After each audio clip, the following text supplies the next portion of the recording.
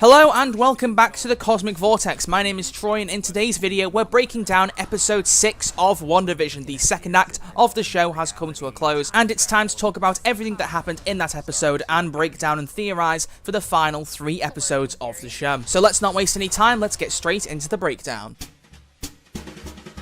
After our usual episode recap, we start this time with the sitcom intro, and this one is a bit of a merge of 90s and noughties, at least in my eyes, because I couldn't quite tell at the start of this episode which era this episode would take place in. It seemed as though this episode of the show was going to be set during the 90s, since the last one was set during the 80s, but that actually isn't the case. As we see later in the episode, Wanda and Pietro are put outside a cinema with several film names on the screen, one of which being The Incredibles, a film that only released in the 2000s. So it seems as though this episode is taking place in the 2000s and not the 1990s, but either way, the intro is some kind of mesh between the two. For one thing in particular, the font reminded me a bit of Friends. And notably, even Agnes featured in the intro this time. We get Wanda, Vision, Billy, Tommy, and Agnes getting name credits, followed by, right at the very end, Pietro, who has now become a part of this cast after his shock cameo appearance at the end of episode 5. But once the intro's over, we open up with Billy talking to the camera in the household, discussing the upcoming Halloween season, considering this episode is set during Halloween, quickly followed by Pietro's introduction into the episode. As I just mentioned, Pietro now has a full role in this WandaVision episode. He is basically part of the family, and as a result causing some changes to the dynamics between the characters we've got used to thus far. What's also interesting is that while this first part of the episode is very much still in the sitcom style, there is no laugh track at all anymore. Not even for the jokes where there's no serious undertones, no hints of things going wrong. When there's actual serious jokes, there's no laugh track, none whatsoever. But shortly after this, Wanda and Vision make their first appearances in this episode wearing their Halloween costumes, and the keen-eyed among us will know that the outfits they were wearing were actually based upon their first appearances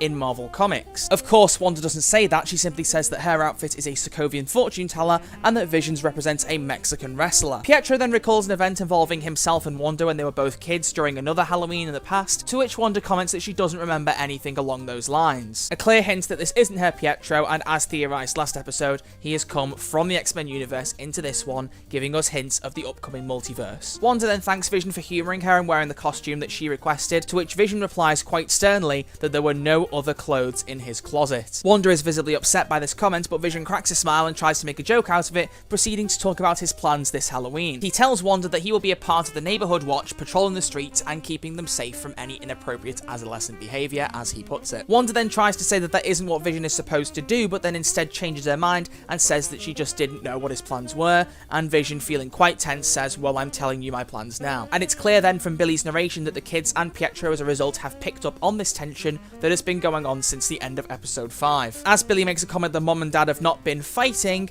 just different since Pietro turned up. Pietro then goes over to Wanda and Vision and attempts to reassure them both to defuse the argument that was brewing between them, and says that he'll help Wanda look after Billy and Tommy while Vision goes off to do the neighborhood watch. Vision heads out of the house and Quicksilver and Tommy go out to get their Halloween costumes with great speed, as within seconds they are back at the door wearing their own costumes, both of which are based upon the original Quicksilver appearance from Marvel Comics, much like Wanda and Vision's outfits. Next up though, we head back to Swords just after Wanda had turned all of the guards against Tyler while she returned into Westview. Tyler, Monica, Jimmy, Darcy, and a few of the Sword operatives head into their main base once again, and Tyler has gone full anti-Wanda mode now. He is completely against everything she's doing and is now making it very clear that he wants her dead, saying that if they take her out, the whole nightmare will end. Our favourite trio then try to fight Tyler and suggest that he's making the wrong call here, in response to which Tyler bites back at Monica in particular, mentioning her knowledge of Carol Danvers yet again, and then saying that because she wasn't alive for the last 5 years due to the blip, she has no idea what it's like to run Sword, twisting the knife in even further by saying that it was a good job she wasn't there when her mother died, as she clearly didn't have the stomach needed to run Sword in the way that he supposedly does. I don't like Tyler Hayward. I genuinely thought at the start of episode 4 we might get a new character introduced who is the boss of the person we know,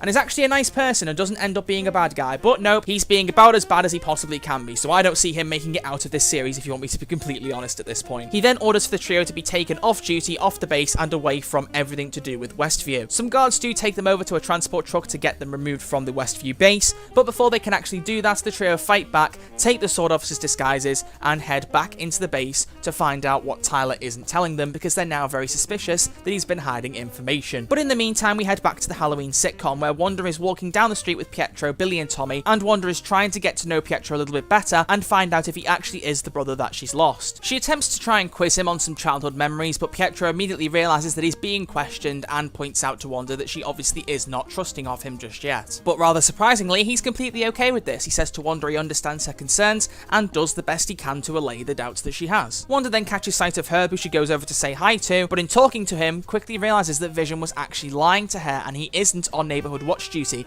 as Herb has told her that he's not on shift during Halloween. Wanda looks visibly shocked that Vision has lied to her, and Herb notices this, immediately asking her point blank if she wants something changed. Wanda says no and asks Herb to continue about his daily business, and Herb walks off. I honestly really love the way we're getting these strong hints now that even the people in Westview know things are wrong. So where is Vision? Well, we head over to Vision next, who's exploring the outskirts of Westview. He notices one woman in particular outside of her house trying to peg some washing up, but she is stuck in some kind of time loop, both reaching out and then pulling her arm away from the washing line in quick succession and never breaking this loop, eventually starting to cry in front of Vision. There are other people around this area who are also not really functioning very much, barely moving, not responding a great deal, and it's giving me the impression that the outskirts of Westview are far less active and well responding than the central areas of Westview where Vision and Wanda typically reside. To visualize this a bit better and make it clearer for people to understand, I would like to view it as a computer's memory. Each computer has a certain amount of memory they can assign to doing several tasks at once, and once you try and set too many tasks to be done at the same time, things start to buffer and break and not run as efficiently. So I believe at the core, everything's working as normal, the memory is spreading across the core of Westview quite easily, but as we approach the outskirts of Westview, where Wanda and Vision typically don't tend to go, the memory is too busy keeping everything running in the centre of Westview to really care as much about the fine details of the outskirts, and so you get more of these people being frozen in place or caught in loops and so on. I hope that makes sense. But as usual with our sitcom episodes, it's time for us to take a break and have a look at the commercial for this week's episode, and this one honestly was really strange. It's advertising a yogurt called Yo Magic, and I don't really get the point of the advert. If there's a reference there, I'm not really sure. The tagline is a snack for survivors, so I was thinking it maybe has something to do with the snap and the blip, but I'm not entirely sure, and so anyone in the comments who might have a better idea, feel free to let me know, because I'm honestly quite clueless on this one. Heading back to the sitcom though, we see Wanda and Pietro now wandering around the town square in the late evening as the Halloween festivities continue, and as you can see in this screenshot, two films are advertised over the cinema entrance, which give you clear hints that this episode is set in the 2000s. Wanda is still questioning Pietro, trying to find out if he actually is the brother that she's lost, and she's trying to ask him loads of questions to get a bit more background as to how he got there. In particular, she asks where his accent has gone, to which he replies with the exact same question, because as we know, they're both Sokovian, they should have Sokovian accents, but have both been Americanized. Pietro then explains that he remembers being shot and then suddenly hearing Wanda call for him, and so he came as quickly as he could to help his sister. I'm guessing this is him trying to refer to the MCU's version of Pietro getting shot, as if he kind of shares some memories but isn't the same person, as though him transferring from his universe to this one gave him some kind of knowledge and perspective as to what this universe's Pietro has suffered. It's hard to tell, I'm not really too sure. But quickly after, we see Tommy running around at the speed of Quicksilver, just as Pietro has been, confirming that Tommy is going to become Speed, the superhero I mentioned in some previous episodes of this breakdown. Wanda tells Tommy he can do what he likes with the power on Halloween as long as he doesn't go past Ellis Avenue, something the kids repeat back to her as she says it, showing that it's something she's clearly asked them not to do several times in the past. Back at Sword, our trio have headed into an abandoned office inside of the Sword base and have started trying to find more information about what Tyler's hiding from them. To their surprise and unbeknownst to them, Tyler has found a way to monitor people who are residing inside of the Hex, and is also tracking Vision in particular. They can see he's at the outskirts of Westview, and Jimmy points out that the people around him, the blips for different Westview residents, are not moving very much. Again, as I was saying, they're not functioning as they should be, and hence they're staying almost stationary. At which point we're taken straight back to Vision, who is so far on the outskirts of Westview now that the people he's going past are completely static. They're not moving in any way, shape or form, and any attempts he makes to communicate with them fall completely on deaf ears. Concerned by what he's seeing, Vision loses the disguise and flies up into the sky to have a look around the outskirts and see if this pattern is spreading across all of Westview. At which point he spots a static car right on the edge of Westview, heads down to it, and finds that Agnes is frozen inside of a car. He tries to talk to her, and the best that Agnes can say is that she took a wrong turn and got lost in the town that she grew up in. Vision then decides to open Agnes's mind in the same way that he did with Norm in episode 5, and Agnes's reaction is immediately one of shock, referencing that Vision is one of the Avengers and asking if he's here to help. Vision reassures his friendliness, but then questions what an Avenger is, stating that he doesn't know who they are. At which point Agnes uses the quote that we all heard in the first WandaVision trailer that completely broke me, and I'm still not happy hearing it now. She asks if she's dead, Vision asks why she would think that, and she replies by saying, because you are. Then repeating the word dead 4 times over, leaving Vision very distraught. Vision tries to move past this and says to Agnes that he will find out what's going on in Westview and why nobody can leave, but Agnes replies that nobody leaves, Wanda won't even let us think about it, all is lost. Agnes does a U-turn in her car and heads back towards the centre of Westview, whilst Vision continues to walk away from the town, showing us via a camera pan that he's headed past Ellis Avenue, the place that Wanda told Billy and Tommy they could never cross. Back at SWORD, Monica confirms that the neurospace engineer she mentioned last episode is going to meet her in 1 hour with something to allow her to enter the Hex without anything to do with her being changed again. But Darcy interrupts Monica by showing her the blood work that she got back from Monica's scan that Tyler had been keeping secret from her, which clearly shows that the energy from the Hex's barrier has rewritten Monica's cells on a molecular level twice, and that if she goes back into the Hex again, it will continue to do this further, which gives me the clear proof that Monica does not actually have her powers yet, but is about to get them, and going through the Hex as many times as she no doubt will by the end of the show will kick the powers into effect and render her into a fully fledged superhero. Jimmy and Monica head out after Darcy says that she's going to stay at SWORD and continue to delve into the computer, as she knows Tyler is hiding more information on Vision that might be beneficial to the three of them. Meanwhile, we go back once again to the town square where Wanda and Pietro are continuing to discuss their lives in Westview. But quite shockingly, Pietro asks Wanda where she was hiding all of the children before this point. Referencing at the end of episode 5 when Vision questioned Wanda as to why there were no children in Westview, Pietro jests that Wanda only got the kids out of their beds for a festive special of the sitcom, clearly demonstrating that Pietro has a full knowledge of what is going on inside of Westview, that Wanda is controlling everybody. But what's most surprising about this whole interaction is that Pietro isn't concerned or upset, and doesn't even try to make Wanda feel bad. He simply says that he's impressed with the power it's taken to pull it off, which is something I find very strange, but I'll also explore it in a bit more detail in the theorizing section of this video a bit later on. But this is followed quite quickly by Wanda giving us the confirmation to a theory I had last week, that she actually does not know how this Westview anomaly began. She simply remembers feeling alone and then suddenly being in this world and being in control of it. Just as I theorized, Wanda is controlling things, but she didn't set this vision up to begin with. I'm sorry, I couldn't help myself. Right before we switch scenes though, Wanda does a double take in the same way she did in episode 4 and turns to see Pietro, just like Vision was, shot up and dead. It's only for a split second, and when she turns away and looks back again, Pietro is back to normal. But it did show for that split second the same injuries Pietro sustained in Avengers Age of Ultron. But as I said, we head back to SWORD now for the big moment of the episode where Vision finally begins to breach the Westview barrier. Right before Vision does this, Darcy finds a secret file on the computer entitled Cataract, locked to Tyler's eyes only. Cataracts being a condition of the eye, therefore leading to Vision, it's a secret file name for all the information he has on Vision that the rest of SWORD, in particular Monica, Darcy and Jimmy, do not know. But before she can delve into it too much, Vision has broken through the barrier and is coming through into the real world, with SWORD officers all on standby outside of the barrier, including Tyler Hayward. But as Vision comes through the barrier, it becomes very clear that he cannot sustain himself outside of Westview, as his body starts to break apart and chunks of him fly back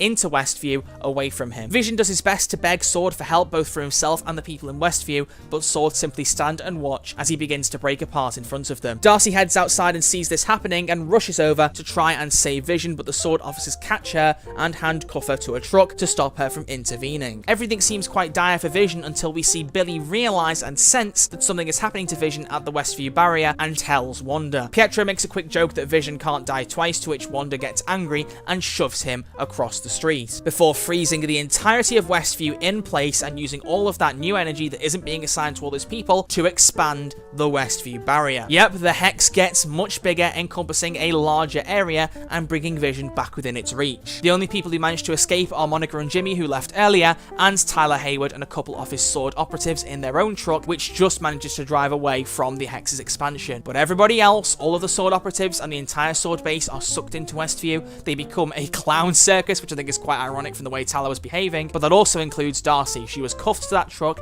and the truck was not moved, so Darcy has now been brought into the Hex, meaning that while Vision, in inverted commas, lives to fight another day, Darcy is now in the Hex, SWORD has been crippled immensely, Monica and Jimmy are isolated, but Tyler is still alive, still free, and is still going to fight against Wanda. And the episode closes with a gorgeous shot on Wanda's eyes opening and the magic fading away, showing that her spell has finished, and Westview has expanded. And that is episode 6 of WandaVision. This one, I think, was not quite as strong as some of the other ones. I think the last 10 minutes where it was really, really good, but the first 20 minutes seemed more to just kind of amble along, and not a great deal happened. You can probably tell from my breakdown, I kind of went from point to point and didn't expand on too much, but I did still thoroughly enjoy it, so let's get straight into the theorizing for the future of the show, and I've got several points that I want to break down. First off, we now know for a fact that Wanda is not responsible for the creation of the Westview anomaly, which raises the question, who is? Who is the entity that created the Westview anomaly? We don't know yet. There are a lot of rumors online that it could be a villain such as Mephisto, but I just don't know. And so I don't even want to begin to theorize that because I don't have any evidence to back up any of my claims. Either way, I imagine in the next episode or two, we will get some clear evidence as to who has created this anomaly. Next up, let's talk about Vision. Now, we can see quite clearly from this episode and from his attempts to leave the Westview barrier that Vision cannot exist outside of Westview, as I had theorized previously. If he even tries to leave Westview, he just gets sucked straight back in, and if he tries to resist being sucked straight back in, his body breaks apart and begins to die. If Wanda hadn't expanded Westview when she did, he would have died on the spot. That would have been it. There would have been no saving him because Sword clearly didn't care enough to try and save his life. Does this mean Vision is definitely dead at the end of the show? It might seem that way, but since Monica does have this contact who can allow her to get into the Hex without being altered, maybe this contact could also do something else to stop Vision from being broken down if he leaves Westview. So while it is trying to hint that Vision right now is doomed by the end of this show, maybe they'll spin it back around. I still don't know, but at this point in time, Vision is not able to leave Westview without dying. And it's going to create some very interesting dynamics between himself and Wanda in the next episode, when they no doubt discuss his actions during this episode. But speaking of Monica's contact, she's now mentioned this person twice in the show, once in episode 5, once this episode. Someone who's a neurospace engineer and would have some kind of expertise in illusions, in visions, in mystical powers. The way she's mentioning this person suggests to me that it's someone we already know. And so I want to throw my hat in the ring and theorize that the person she's talking about is a Skrull, perhaps Talos, or perhaps even his daughter that she had a brief conversation with in Captain Marvel. I could be miles off in this theory, and I am well aware of that, but my theory here is that Talos has some experience with entering people's minds, changing perceptions to find information. He did it to Captain Marvel in the film. He plunged into her brain, picked out specific memories, got Carol to relive them to extract information. He knows all about creating very similar illusions to what we're seeing in Westview right now. I'm not sure though whether he himself would be termed as a neurospace engineer, so it could be some other kind of Skrull, but it's got to be someone with cosmic knowledge. And honestly, truth be told, I'm scratching my head as to who might have any other experience that could pop up in this show. I just have some kind of Captain Marvel-esque theory. Since they've mentioned Carol a few times, they've mentioned Monica's history in the MCU, it just seems like they're hinting at something to do with Captain Marvel's film. I don't know, but that's my theory. Next up, I'm a bit concerned with Pietro. Now, as I've said, he's come from the X-Men universe. I do believe that he's crossed from one universe to the other, but I'm honestly now not sure quite if it is that Pietro legitimately, or if it's some kind of disguise. I just don't imagine the Pietro from the X-Men films would be so calm about Wanda having control over all these people, suppressing their lives, their emotions, breaking families apart at times. Everything within Westview that Wanda is currently controlling is about as far from being morally and ethically correct as physically possible, and so for Pietro to just go, I'm impressed you can pull it off, it just seems a bit weird to me. It seems a bit fake, so I'm not completely buying that Pietro is who he says he is anymore. I don't know, I'm suspicious. I just wanted to say that because I really am not sure. Another person I want to turn to, yes, I've still got my theories, is Agnes next. Now, she appeared in the intro, as I said, and in the last episode, she made the most hints yet about having some more knowledge about the world she's living in than any other Westview resident. However, this time, it seems as though her increased knowledge was just downplayed because the way she was responding, behaving both before and Vision opened her mind, it seemed like she was just any other Westview resident, that she had no extra knowledge. So are they trying to now throw us off the scent that she knows more? I'm still very suspicious of Agnes. And finally, what is going to happen to Darcy when she gets sucked in? I honestly am not sure because she's gone in knowing what's happening in the Hex. So whilst Wanda will probably be able to take over her mind to control her, Darcy, unlike any other Westview resident, and even unlike Monica when she went in, actually has a knowledge of what she's getting into. Nobody else had that knowledge. Does that mean that Darcy will then behave differently as a result inside of Westview? I'm hoping so. I'm really interested to see what happens when she comes face to face with Wanda inside of the sitcom. But those are all of my theories for WandaVision episode 6. So as always, let's round this off with my score of the episode. Now, as I said, I think the start of this episode did drag a bit longer than I wanted it to. I do think the last 10 minutes were absolutely fantastic, but when I compare it to episode 5 and even some of the things that have happened in previous episodes, I still thoroughly enjoyed it. But I'm going to be a little bit harsher on this one and give it an 8 out of 10 because I did really enjoy it, but I think it just was a bit too slow to get to the point in episode 6. I'm not saying the episode particularly had filler, it's just I feel like that while they needed to make some of the points they did, there was just a bit less action, a bit less of the Marvel stuff I was getting used to in this series at the beginning of the episode compared to the end. But that is my full breakdown, review, and theorizing for episode 6 of WandaVision. As always, if you all have enjoyed the video, make sure you give it a thumbs up to let me know you've enjoyed this content and are looking forward to the episode 7 breakdown next week. And if you haven't yet subscribed to the Cosmic Vortex, please do consider doing so, as it is greatly appreciated and will help to keep me making more content on this channel. My university assignments have come to an end this week, so hopefully next week I can begin working on non-Marvel content for this channel. Something for Doctor Who and something for Star Wars would be quite nice to try and explore something a little bit different. But rest assured, WandaVision episode 7's breakdown will be here next week, so until then, thank you all very much for watching. I will see you all in that breakdown. Look after yourselves, stay safe, and as always, thanks for watching the Cosmic Vortex.